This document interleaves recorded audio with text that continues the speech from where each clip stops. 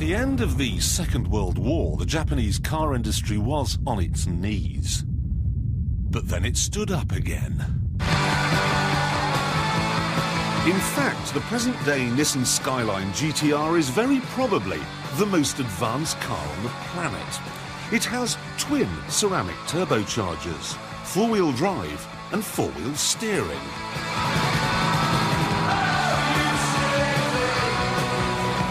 "50 years ago, Japan was wiped out, yet now they're making cars as good as this." So, how did they do it? Well, it was thanks in no small part to Austin. After the war, they sent British engineers to Japan and invited Datsun engineers over to Longbridge. And in return for this extraordinary generosity, Austin got £2 million and a lovely thank you letter. One of the Datsun engineers wrote to his British teacher and host afterwards, saying that one day he hoped to make cars and trucks as good as those from Austin.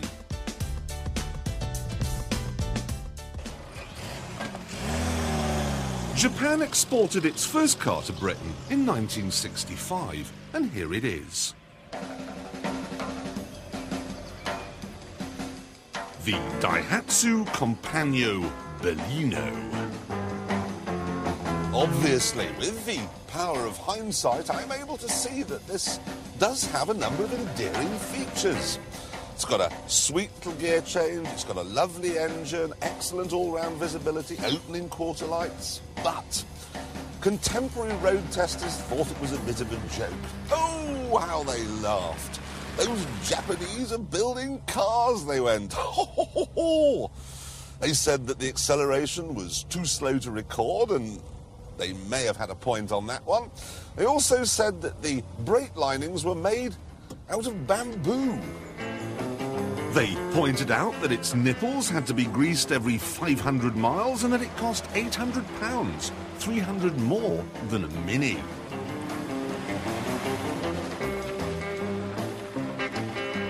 And then they observed that the styling appeared to be half Fiat, half Austin. The handbook was a particular source of amusement. It referred to the cockpit as a room and described the headlamp flasher as a light hooter. And think carefully about the era here. People try to put us to down. It was a duffel coat wannabe in an Afghan Carnaby Street world of my generation. The Daihatsu was not so much the who as the what.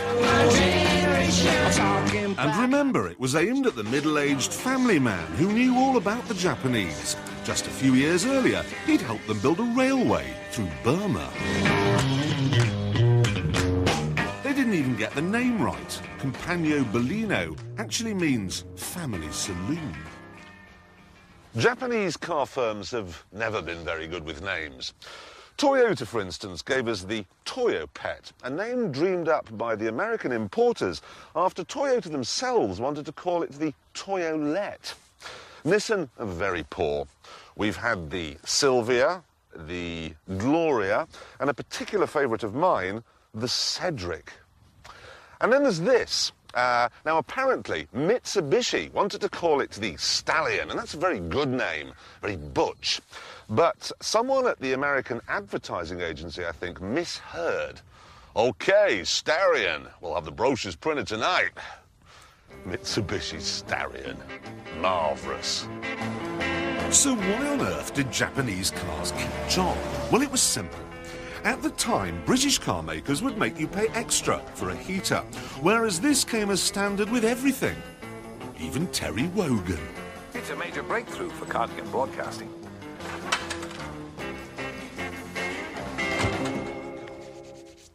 And there was more. If you came out of your house on a cold, miserable winter's morning and tried to start your 1970s Morris, it would respond by making a noise like this.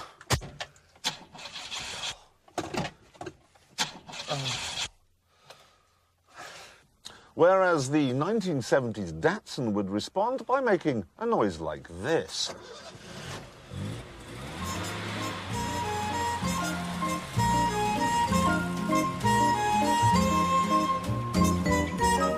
Until the Japanese came along, we all assumed that cars break down. Of course they did. They were complex and difficult. It's only natural that every so often one of the 15,000 parts would break.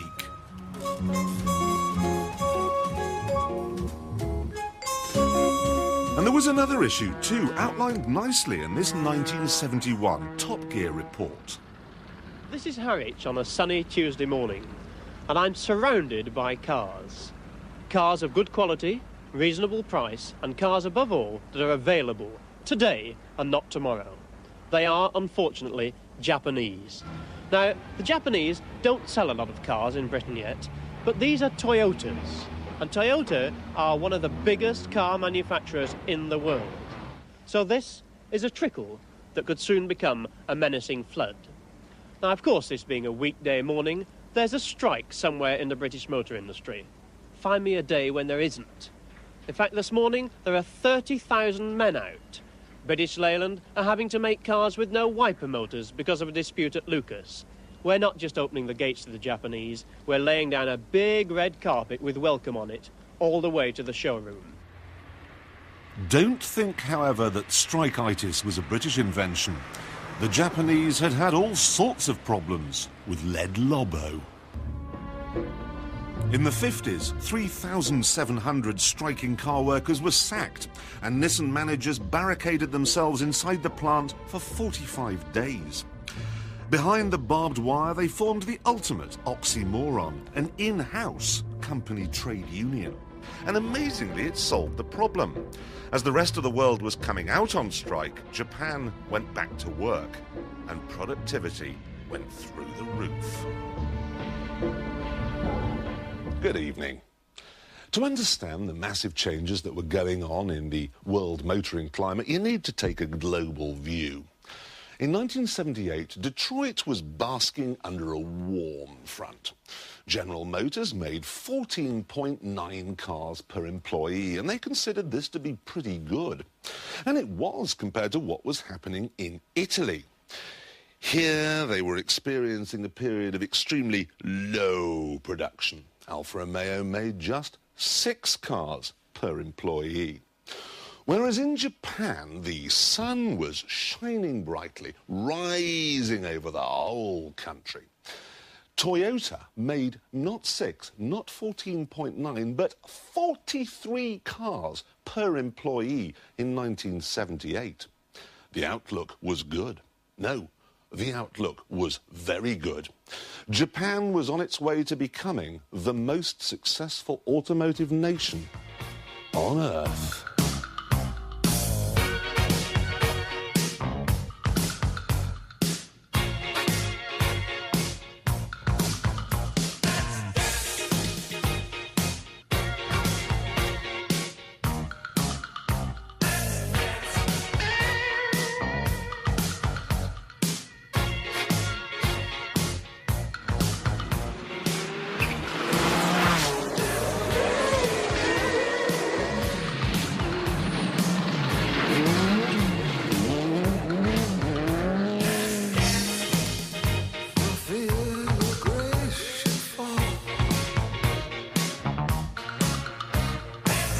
Then there was this, the Toyota Corolla. By adopting a no-nonsense attitude to... Just bear with me for a second.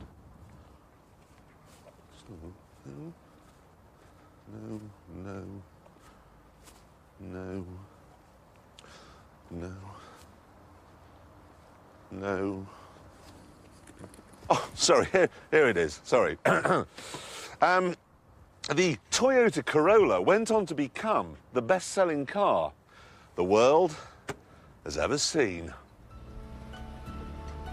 Nevertheless, driving a Corolla is like eating flour. It's as interesting as the night sky when it's cloudy. In fact, it is a cloud, a damp, white, shapeless lump. When all is said and done, though, the simple fact of the matter is this. More than 24 million Corollas have been sold, making it even more successful than the Volkswagen Beetle.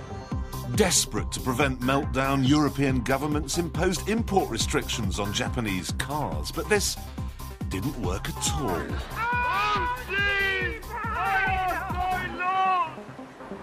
First of all, Japanese car companies forged partnerships with Euro car makers to create some truly horrific crossbreeds. The Triumph Acclaim succeeded where even the TR7 had failed, and finished off the Triumph name for good.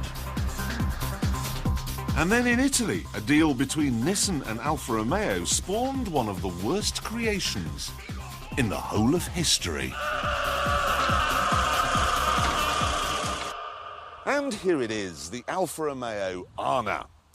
Now, it might have worked if they'd married Japanese build quality to Italian design flair, but they did it the other way around. So what we ended up with was a terribly ugly Nissan Cherry that had Alfa Sud electrics.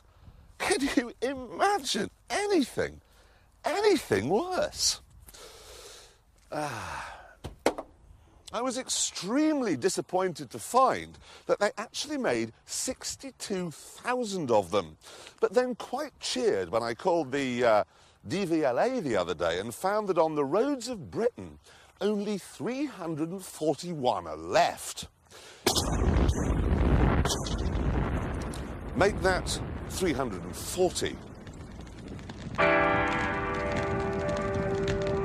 Seeing that the joint venture tack wasn't really working, the Japanese decided that the best way around the Euro import quota system was to build their own factories over here. Nissan arrived in Sunderland, Toyota in Derby and Wales, Honda in Swindon. Jacques Calvet, boss of Peugeot in France, once said that Britain had become like a Japanese aircraft carrier off the coast of Europe. But now, the Japanese are all over France too. They're all over everywhere. And then, when they'd smothered the world with their factories, they started to hit us with some of their incredible DVD, MP3, microtechnology.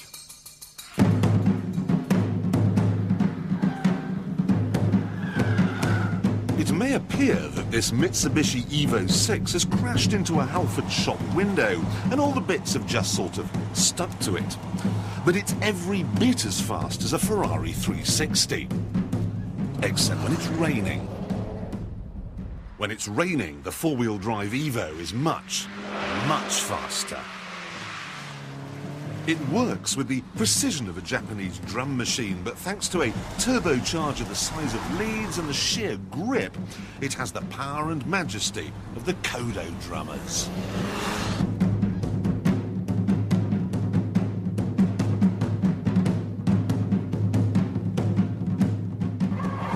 Oh, and here's its chief rival, the Subaru Impreza Turbo, a humdrum, ho-hum two-door saloon made into something entirely different thanks to all sorts of costume jewellery. Now this, of course, is a P1, which, unlike the RB5 that preceded it, doesn't have a little button on the dashboard which sprays cold water onto the intercooler. What that does is it increases the density of the fuel-air mixture and therefore maximizes the boost. Do you need a little button which sprays cold water into the intercooler, which increases the density of the fuel-air mixture and maximizes the boost? Of course you do. Let me put it this way. This is a British amplifier. It's very elegant, very simple, with just one knob, and it makes a lovely, smooth sound. Very nice. Now this is a Japanese amplifier.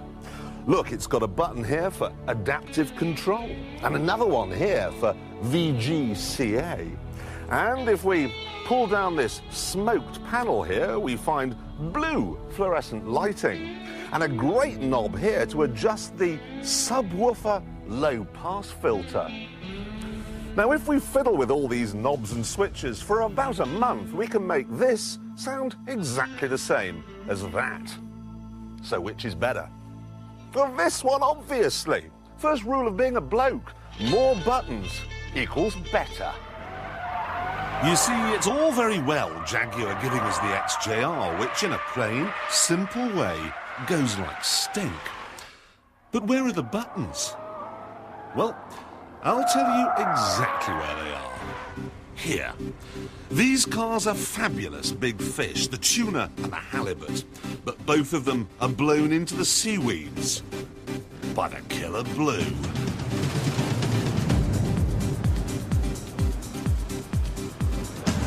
You get the sense with the Nissan Skyline that it was never intended to compete with a BMW or a Porsche. This thing was very obviously designed by the arcade game generation to take on the Sega Rally machine. It's a £50,000 PlayStation. You don't so much drive this car as cling on for dear life. It makes even the most ham-fisted driver feel like they've been suddenly fitted with God's feet. You can get into the most terrible mess and the computers just sort everything out for you. Then there's the interior. Ordinarily in a Japanese car, you look at the dashboard and think, oh dear. But in this, you think, my word, what's that? Well, that's a sort of electronic readout computer thing, and if you press this, it gives you a different set of readings. I've got my boost pressure, my throttle position, injector, something or other, oil temperature, but this is the best one, okay? This is my G meter. Now, when I brake, it goes like that, and when I accelerate, it goes like that. But what you have to try and do is get it off the scale on the lateral G, which means being quite vigorous, really.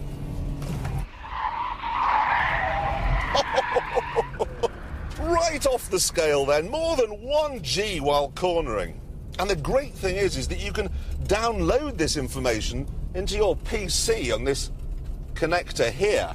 And then you can compare your drive home from work with the drive home last night. Should make you a hit with the girls. And don't think this Japanesiness is restricted only to the world of performance cars. It isn't. This is a Honda Insight, which has a 1-litre petrol engine in the front and a selection of electric motors in the back. Here's how it works. When I put my foot down, the electric motors assist the engine, giving me more power and more torque. And then when I lift my foot off again, like when I'm going downhill, then the engine is used to charge up the batteries, so I don't have to when I get home. The end result is a top speed of 114 miles an hour and an average of 85 miles to the gallon.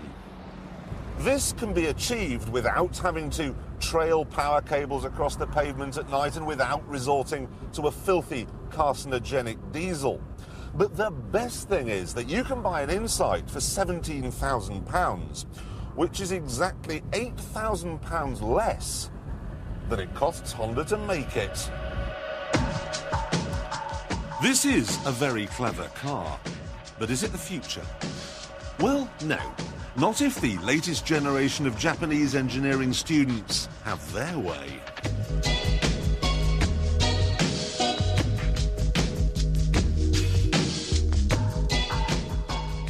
This is all very impressive, but despite everything, the Japanese still have an Achilles heel.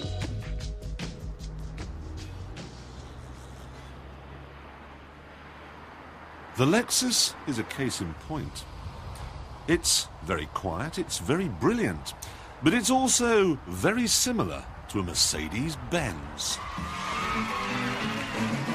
Here we go now. Shake. Then there's the Mazda RX-7, awfully fast, and awfully like the Porsche 944. And what about the Nissan Micra? Total reliability, wrapped up in a body that owes absolutely everything to the Mini.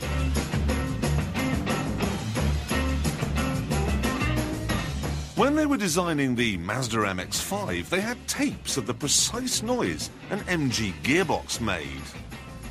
And they copied it. All the best Japanese cars are facsimiles of something that was first dreamed up in Europe.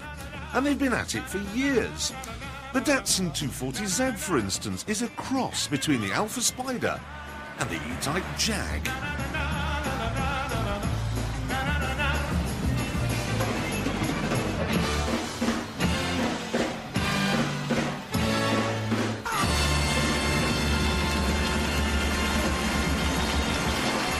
Maybe it's because when they don't copy Europe, things go wrong.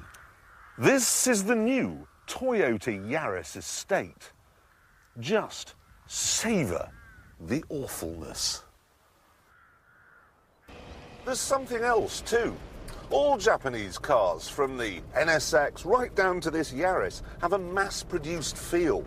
There's no sense of personality, no sense that it was made just for you. It's just an entry in a company's balance sheets. It's why, I think, we call Japanese cars boring. The upshot of all this is simple. The rising sun is starting to set. Today, Ford owns Mazda, General Motors owns Isuzu, and last year that nationalised dinosaur, Renault, took control at Nissan.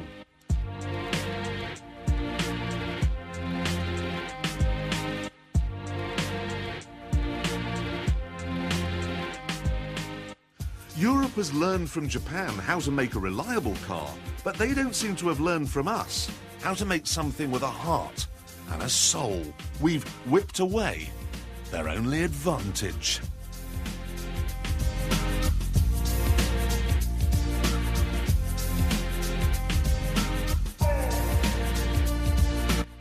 Our search for the Car of the Year continues at 9 AM tomorrow here on People. Make sure you watch for exclusive footage of the competing cars and then vote for your chance to win the fabulous prize.